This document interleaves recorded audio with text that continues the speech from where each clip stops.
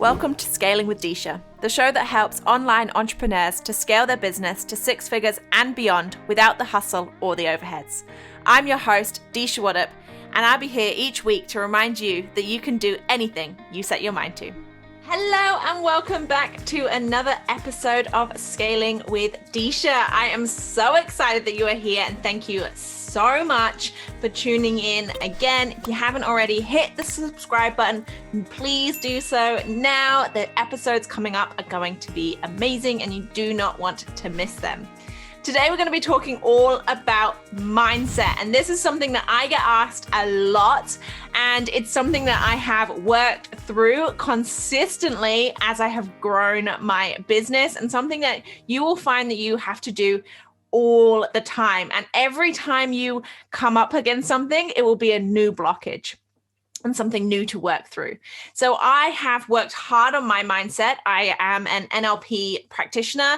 I'm a timeline breakthrough therapist. I have worked so hard. I'm a hypnotherapist. I've worked so hard on all of the different things that have been blocking me throughout the time of building my business. And every time you come up against something, I will say this again, you will struggle with your mindset all over again. And even down to me launching this podcast, I had a chat with somebody recently and they said about how when they were going live, they had a lot of things come up for them when they first started launching their business, and they felt fear around that. And I resonated with that because launching this podcast, I had the same fears. And I am so visible on Facebook. I'm so visible on Instagram. You will have seen me if you have been following me for a while everywhere, and you will probably know my story. And if you haven't, then go and check out the group, Scaling with Disha, the Facebook group. I'm in there all the time and sharing all sorts of things in there as well. But coming up with this podcast, again, had another mindset issue and another blockage of, oh my God, all of these people that are going to listen to the stories that I have to say and the things that I have to say. And wow, what does that mean? And it was another blockage that I had to push through and get onto the other side and be comfortable with sharing my story again. So I wanted to talk to you today about these mindset shifts, about the things that you're going to come up with, and about creating a mindset routine for yourself that is actually going to work for you. And the reason I say this is because there are so many mindset coaches and people out there that you'll listen to that will talk about all of these morning routines and evening routines and all of this long stuff that they think you should be doing, all of the journaling and the meditations and all of this stuff that they recommend you should do. And I struggled with it. So I wanted to share what works for me and to encourage you to find whatever it is that works for you. So I did all of the journaling. When I first started, I was looking at everybody else and I was thinking, right, okay, I have to do all of the journaling. Everybody's doing all of this stuff. I'm going to do all the journaling. I'm going to meditate for half an hour to an hour every day because everybody else is doing that. So surely that's what I've got to be doing. And all of these things just kept coming up for me that this doesn't feel right. This isn't right for me. I don't know what I'm doing. And it kept falling off the bandwagon and I kept not really understanding what the purpose of it was. And it really felt jarring for me. So I had to find something that worked for me. And so I'm going to share what works for me, and you can take some of this stuff and you can run with it and use it in your own lives. Or you can say, Disha, I've got no chance of doing that whatsoever. Not a chance. I'm going to go and do something else. And that is absolutely fine because I want you to find a mindset practice and a system that works for you. Now, for me, I'm not very good at doing one thing consistently every single day. To me, that feels boring, and I'm not very good at sticking to a routine. However, there are a few things that are non-negotiables for me every day, and that is exercise. Whether that's going to the gym, running, yoga, whatever that looks like, taking Rolo for a walk, whatever that looks like, the exercise every single day is an important part of my morning, getting out of the house and doing something, whatever that is on that day. And like I said, I'm not very good at routines, so it usually changes up every single day. But exercise of moving my body is really, really important for the mental space when I wake up first thing in the morning. One of the top things that I can recommend to anybody around clearing that space in your head to move forward in your day and be productive. So the other thing is remembering to celebrate the small wins. Whatever those wins are, celebrate them. Whether that's buying yourself a bottle of this fancy champagne when you hit those key milestones, whether that's celebrating a win that your client has had and opening a box of chocolates, whether that is ordering a new printer or a special jug for your kitchen or your desk, whatever that is for you, celebrate those wins. It doesn't have to be monetary. It can be absolutely anything that you want, but I want you to get into a practice of celebrating. Celebrate every single thing that happens throughout the day, whether that's with a little dance. I love to put on my Spotify playlist and have a dance and enjoy the music. And that's another form of celebration, right? Whatever it is that for you is a celebration of a moment. And that can be celebrating an email open rate. That can be celebrating posting on Facebook or going live on Facebook. It doesn't matter what it is, celebrate it. I want you to celebrate everything that happens throughout the day, because the more things that you celebrate and are grateful for, the more amazing things that are going to happen around you. So the other thing that I do is I change the way I talk. And this was a big shift for me, to notice the conscious words that I'm using and the way that I'm saying things. So I no longer say if, I say when. When that client signs up, when this works, it's going to be amazing. I no longer say if the client signs up, it's when that client signs up, it's going to be amazing. When this happens, it's going to be awesome. I am going to feel amazing when this is happening. So rather than if I'm waiting for those moments, you are embracing that and saying, this is going to happen, and stepping into that. And it's easy for me to make this much money. That is what I expect now. And that is going to be my new norm. So I'm going to get ready for that. And the things that you put in place for that, which I will go into later on, but the things that you put into place for the income goals that you want to hit and what you do when you celebrate those as well is going to be massive. So really think about the conscious words that you are saying when you're talking not only to yourself, but to other people. And this brings me on to the next point. Be careful around the people that you decide to share your goals and wishes with. And I say that because there are some people in your life that just won't get it. They won't get the income goals that you want to achieve. They won't get the business that you want to create. They won't understand why. And that's okay. It doesn't mean you have to cut them out of your life, by absolutely no means. It just means that you don't have those conversations with those people. If they are going to be negative around the money that you want to earn or what you want to do with your life or why, then don't have those conversations with them. That is okay. If you want to cut them out of your life, by all means, if they are toxic, then do that. Protect your energy. But I'm not saying you have to do that. You just stop having those conversations with people. And you can choose selectively the conversations that you choose to have with different people. There are some people in my life that I will absolutely sit down and talk business with for hours because we're in the same industry, it works, we can resonate with each other. And the same with money. I'm working towards these goals. It's going to be epic. This is going to be amazing. And there are other people in my life where I wouldn't consider having those conversations with because they just don't understand. And that is okay. You don't have to cut them out of your life. You just have to be aware that that is not a conversation you need to have with those people. It's a conversation you can have with other people.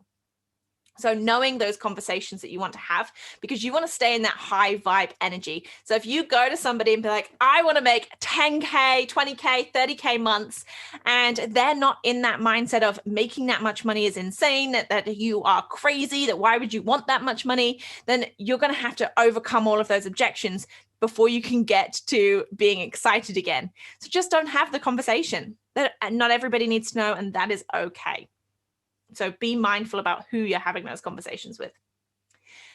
The next thing is knowing your limits. And this is something that I have perfected, and it's something that I have learned for myself over the years of knowing my limits work-wise. So I love what I do, and I could work all day because it lights me up, right? It's exciting. I love it. I cannot wait to jump on calls with people or engage with my amazing audience, and I get really excited. It buzzes me.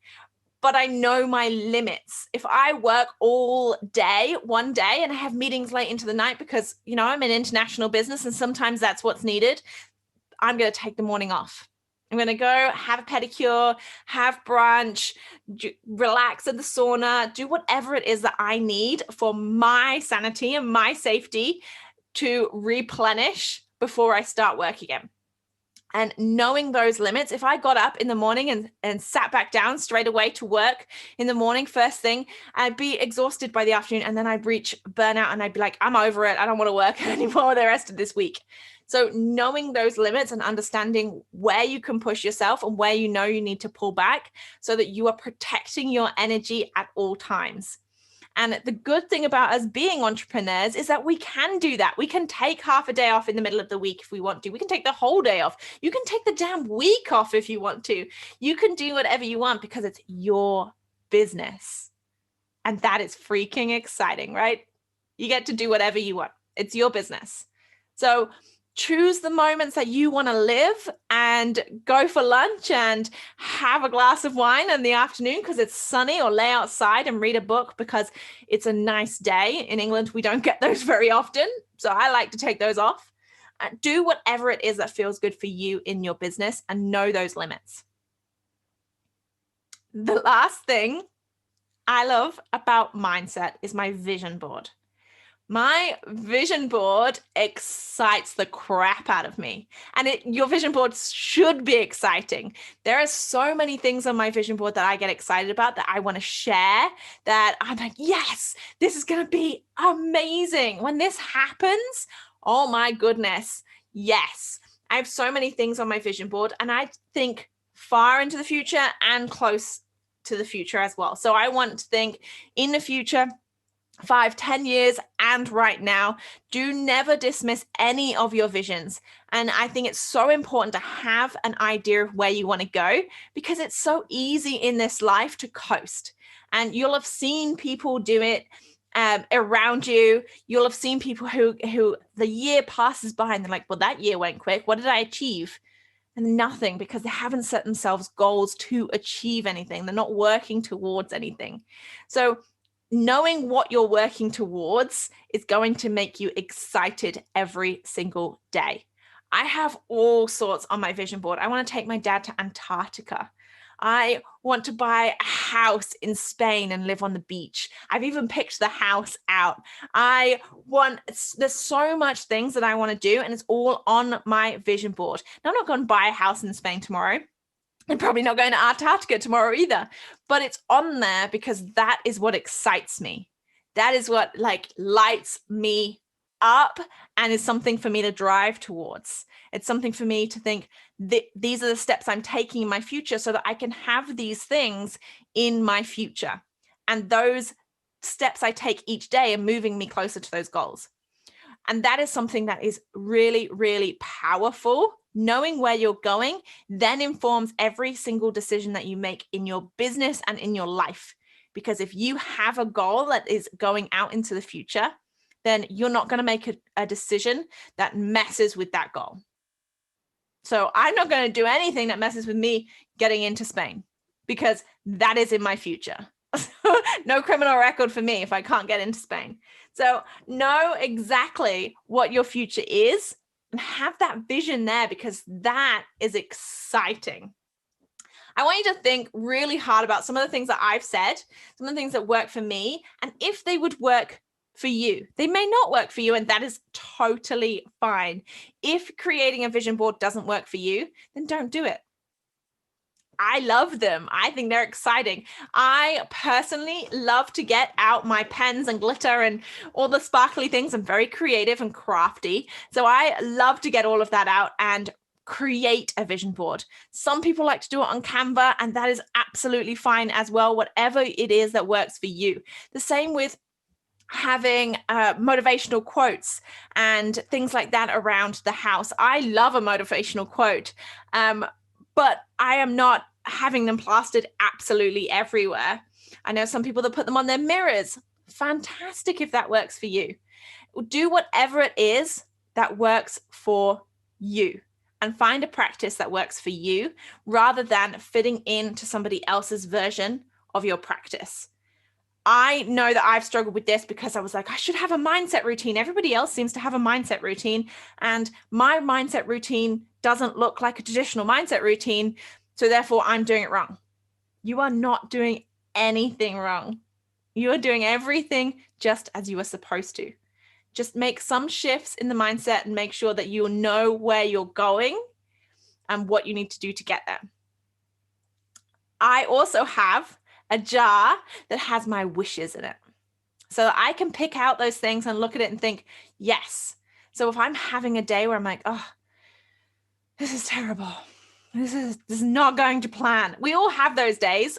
I look in my jar and I think, okay, I'm going to sit and visualize what it's going to be like to be on that boat to Antarctica and the cold. And when I jump into the Antarctic waters in my bikini, because I'm going to do that, an ice cold plunge, and feel how exciting that will be, and the rush of cold in my body, and how exciting the adrenaline that will be pumping through my brains. That is exciting. I put the wish back in the jar and I get on with my day. And again, another really powerful thing to focus your energies on what it is that you want in the future and start to live those. But find something that works for you. If it doesn't work for you, that is absolutely fine. Find something that does. For example, I bought a fancy bottle of champagne for one of my milestones in my business. I was super, super excited when I hit my first 10K month, and I bought a bottle of fancy champagne. I had put it in the fridge at the start of the month. This month is the month I'm going to hit my 10K months. And at the end of the month, I'm going to open that champagne. It's already in the fridge. It's going to be epic. I opened the champagne on the day that I hit the 10K into my bank account. Yes. Boom. Amazing. So exciting. What I did then was I used that champagne bottle and created it into a candle so that now sits on my desk. And I never have to think or remember the day that I hit my first ever 10K, because the candle is sat on my desk as a reminder of the very treat or the celebration that I did when I hit that first ever milestone. And doing things like that, where you can be constantly reminded of your goals and what is working for you, is really, really powerful. I hope that this episode has been interesting for you. Do let me know. Come over and join the community, Scaling with Disha, and let me know what you loved, what mindset things you're going to start implementing, what mindset techniques you already love.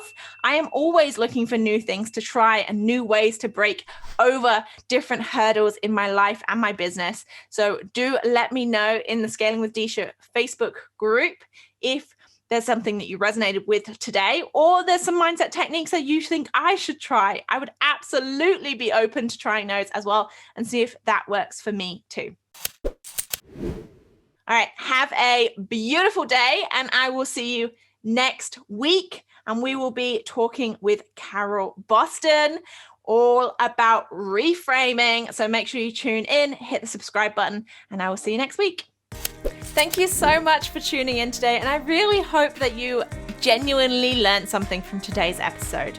If you found this episode useful, then please hit the subscribe button and leave us a review. I personally read each and every one. Until next time, bye.